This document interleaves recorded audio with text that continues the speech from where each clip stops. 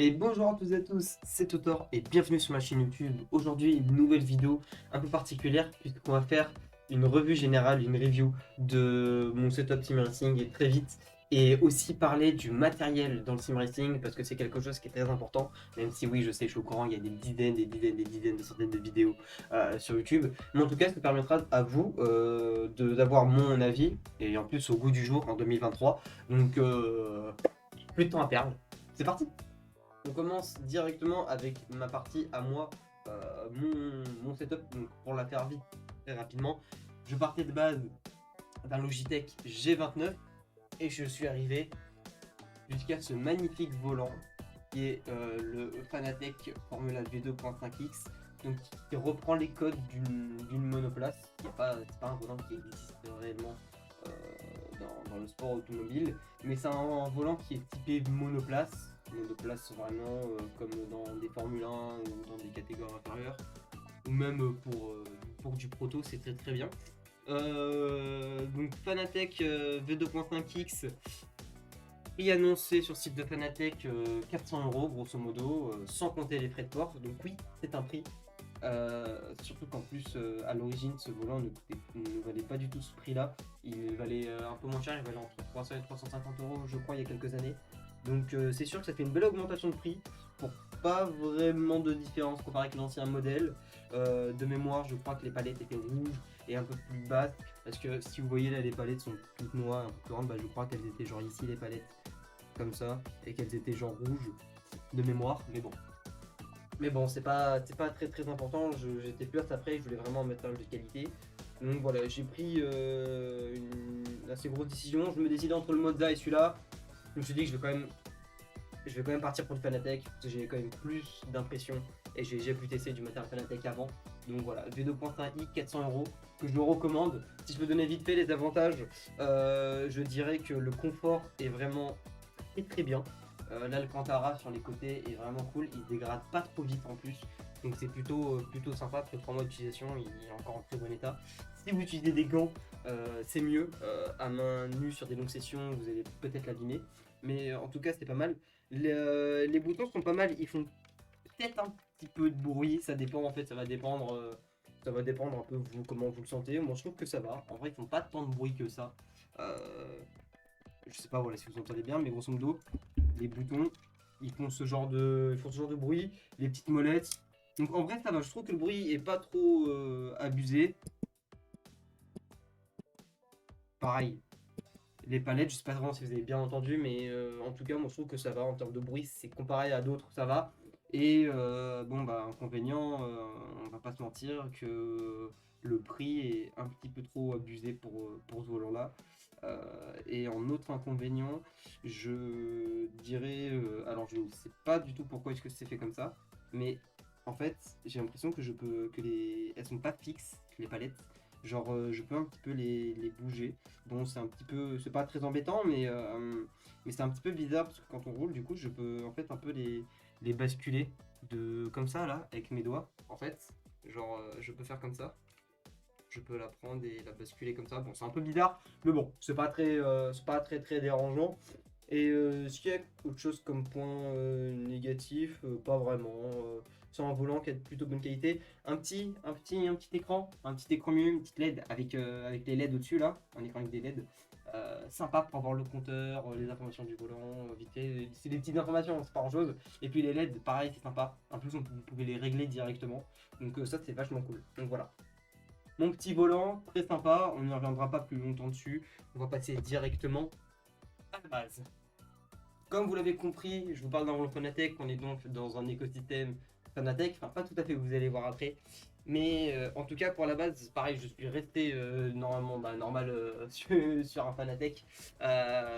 Donc voilà, donc c'est la base c'est le DD, donc qui est clairement une révolution puisque c'est un petit direct drive. Pour ceux et celles qui ne savent pas qu'est-ce qu'un direct drive, j'ai une vidéo qui va sortir dans très peu de temps et qui vous expliquera dans, dans tous les points plein de choses en rapport avec le sim racing.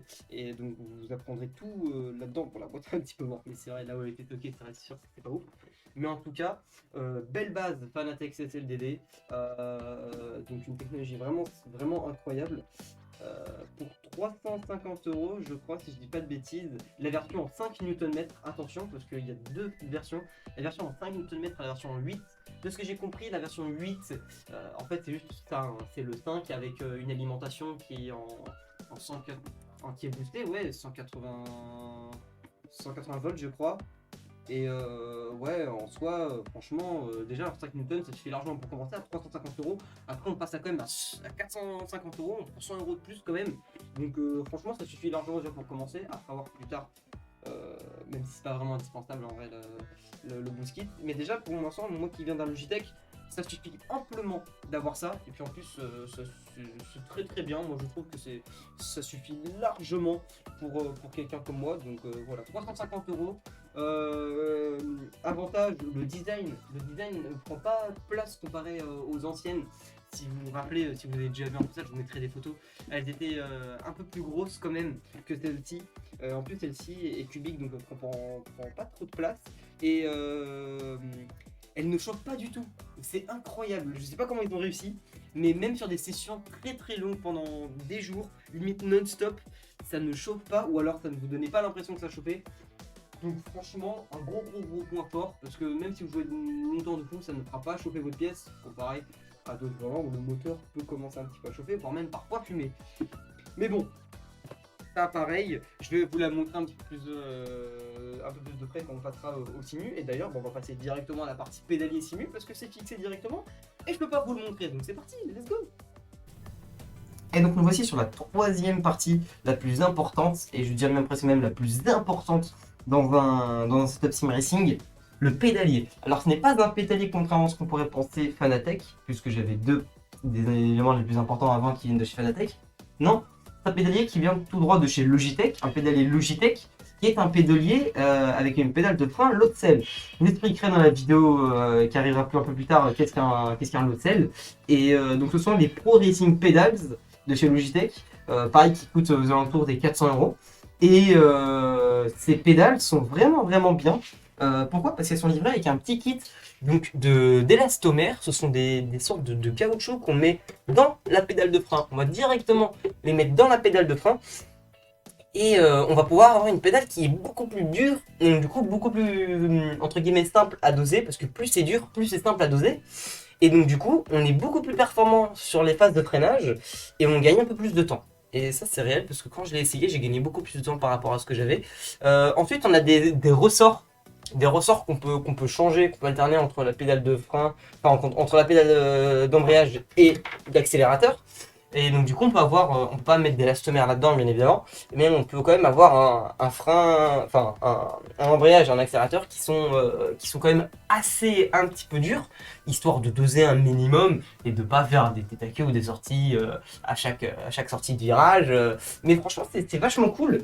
Et ce qui est impressionnant, c'est surtout la pédale de frein. Alors c'est un très bon point que je donne. Bon alors c'est sûr que ça va grincer un petit peu parce que c'est tellement fort, il y a tellement de grosse puissance. Alors je sais pas du tout qu'est-ce qu'il y a en puissance, mais en tout cas j'ai mis le plus dur que ce que je pouvais en termes de force de freinage.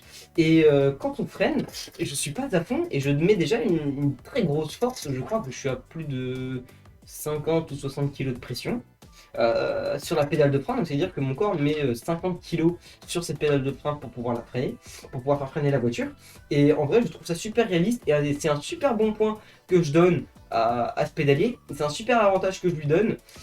Après, bon, les autres pédales sont des pédales classiques qu'on peut avoir, mais la pédale de frein est un vrai plus en vrai. Et vu le prix de ce qu'il y a chez Fanatec, pour le même prix quasiment, c'est un peu mieux parce que les élastomères sont beaucoup plus faciles dans la pédale de frein à changer comparé à celle de Fanatec. Mais bon, ça après, c'est chacun peut faire son avis là-dessus. Et après avoir passé à la base le volant et les pédales, on va passer bien évidemment au châssis. Et donc le voici, le fameux châssis. Donc voilà, châssis aux couleurs de Red Bull bien évidemment. Ici, on est fan de Red Bull et rien d'autre. Une blague bien sûr. Un petit châssis signé Playseat. Playseat qui est une marque assez connue dans le milieu du sim racing pour des sièges généralement de bonne qualité, de bonne facture. Je me suis beaucoup renseigné quand même avant de dépenser parce que ça a l'air truc quand même ça a quand même coûté 400 €, hein, sans compter tout ça. Hein. Voilà. Mais tout ça, ça a coûté 400 €. Hein. C'est le prix du pédalier, hein. Je rappelle, hein, c'est le prix du pédalier. Et donc du coup, je me suis dit, bah en vrai, ça peut être pas mal et je vais quand même me renseigner. Donc j'ai regardé des vidéos, les gens disaient que c'était plutôt cool. Et en fait, là, je commence à comprendre vraiment les plateformes de produits YouTube où vraiment les gens te disent que c'est bien alors que ça rend pas ouf. Parce que vraiment, pour 400 €, jamais de la vie je rachète ça. Hein. Je vous le dis direct, hein, Playsite, on est open, hein, je m'en sois beaucoup. J'ai essayé beaucoup d'autres produits, j'ai déjà eu l'occasion d'essayer des produits de part et ils sont très bien. Mais alors, par contre, celui-ci, je pensais pas du tout que ça allait être, ici. J'ai approché le micro au max et faire entendre le bruit que ça fait quand on bouge un peu. Hein. Normalement, ce n'est pas censé bouger. Hein. Ce n'est pas censé bouger. Je mets à peine de pression. Hein. Je mets à peine de pression. Hein. Le truc bouge comme pas possible. Enfin, c'est lent. Et puis même des fois quand on joue, ça grince et tout. Enfin, c'est terrifiant. En vrai de vrai. C'est un peu chiant pour un truc à 400 balles quand même. Mais bon. Mais bon, à force, on s'y habitue. Ça reste quand même un truc relativement sympa. La position est très confortable. Bon, je rajoute un petit truc quand même pour mon dos ici. Parce que sinon, la position n'est pas forcément folle de fou. Mais bon, avec un petit truc, ça va. C'est une position un peu plus typée allongée. Donc en vrai, franchement, ça va. Moi, ça me dérange pas vraiment. Pour 400 €, en vrai, vous pouvez peut-être trouver un peu mieux. En mettant un peu plus, 100 ou 200 €, vous pouvez trouver un petit peu mieux. Peut-être même chez Stylab ou des conneries comme ça. Vous pouvez trouver mieux. Mais bon, en vrai, je pense que pour un premier Simus, ça suffit déjà largement. Faites attention quand même, si vous êtes un petit peu large, si vous avez quand même, faut le dire, hein, si vous avez quand même un peu de poids, faut faire attention. Et si vous êtes grand, parce que il n'est pas très très large en vrai, le siège.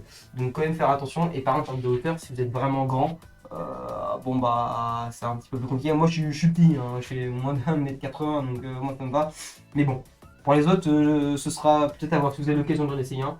Essayez et puis essayez de voir après. Bon, moi je pense qu'on a fait le tour. En tout cas pour le châssis, puis on va retourner sur le bureau tranquille pour faire un petit débrief tranquillo. Allez hop, c'est parti. Bon, et ben je pense qu'on arrive au terme de cette vidéo.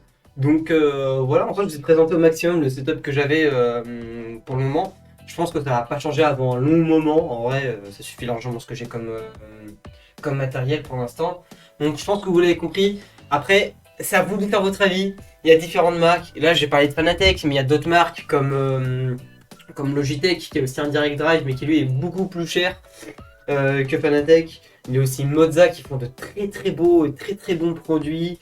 Puis après, il y a des trucs un peu plus artisanal. Et puis après, vous avez des trucs quand même un peu plus chers. Je crois que VRS aussi est un peu plus cher. A7Tech, je suis plus sûr de si c'était cher ou pas, mais après, vous pouvez faire des recherches et vous allez trouver très rapidement. Mais en tout cas, franchement, je trouve que pour le prix qu'il y a, Fanatec reste quand même dans une bonne zone. Ça reste quand même qu'un marché avec pas mal de concurrence. Donc en vrai, moi je trouve assez legit des prix. Même si bon, on va pas se mentir, ils sont un petit peu chers. Mais dans l'ensemble, je trouve que ça va. Je crois que si on compte le volant, plus la base 4, 5, 6, 7, 750, avec les pédales, ouais, 1100, et ouais, 1500 €, voilà, et 1500 € je crois, allez, si on compte les gants, carrément sur les loin, 1170 €, donc grosso modo, ouais, enfin 1560, ouais, allez, grosso modo, il y en a pour 1100 € pour tout ce que je vous ai montré, grosso modo, puis il y a des trucs externes que je ne vous ai pas montré parce que c'est pas vraiment très intéressant, mais grosso modo, il y en a pour 1600 €.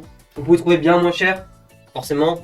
Et c'est pas forcément de regarder sur les sites officiels, de regarder sur les sites un petit peu revendeurs, Amazon, tout ça. Vous pouvez peut-être avoir un peu de réduction, donc ça peut être sympa. Et donc en vrai, moi je trouve que ça suffit largement, en tout cas pour quelqu'un comme moi.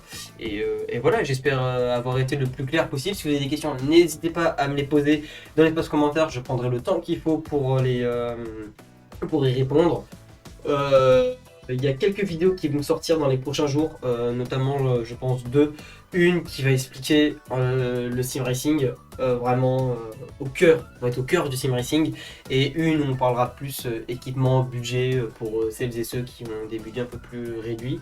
Et peut-être qu'à force on pourra parler un petit peu d'autres choses. J'ai quelques idées de vidéos qui arrivent, et en vrai ça peut être sympa. C'est les vacances, on va s'y mettre à fond. Et j'espère que vous avez kiffé la vidéo. N'hésitez pas à mettre un petit pouce bleu et à vous abonner, ça fait super plaisir. Nous, on se retrouve dans une prochaine vidéo. Ciao, ciao!